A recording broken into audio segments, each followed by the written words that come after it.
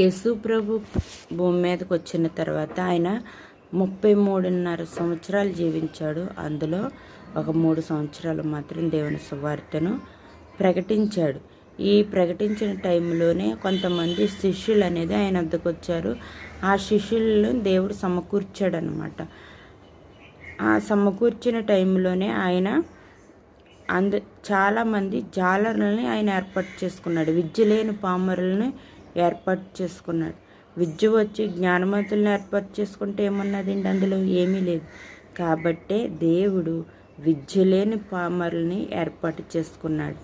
అయితే ఇక్కడ దేవుని వాక్యం, ఆయన దోణి ఎక్కినప్పుడు ఆయన శిష్యులు ఆయన వెంట వెళ్ళారు. ఆయన శిష్యులు ఆయన వెంట వెళ్ళారంటే దోణి ఎక్కినప్పుడు అంతటా సముద్రం మీద తుఫాను లేచినందున ఆ దోణి అలల చేత కప్పబడింది.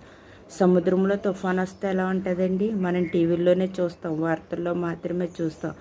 లైవ్లో చూసిన వాళ్ళకి తెలుస్తుంది. చాలా భయంకరంగా ఉంటుందండి. తుఫాను సముద్రంలోనే పడుతుంది మొదట. కాబట్టి సముద్రం మీదే దాని ప్రభావం చాలా ఎక్కువ ఉంటుంది.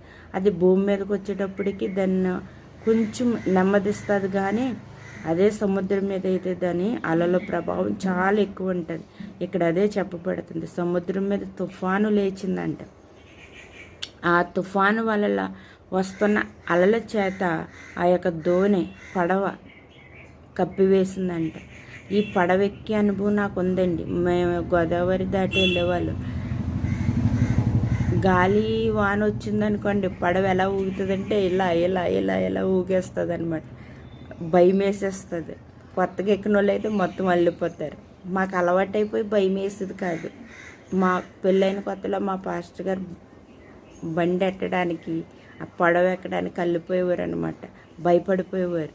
ఎందుకండి అంత భయపడిపోతున్నారంటే, అమ్మో చాలా భయం నీళ్ళు అనేవారు. చాలా భయం వేస్తుంది అనమాట. ఇళ్ళల్లో కదిలేస్తుంది. అది అసలు స్థిరంగా ఉండదు.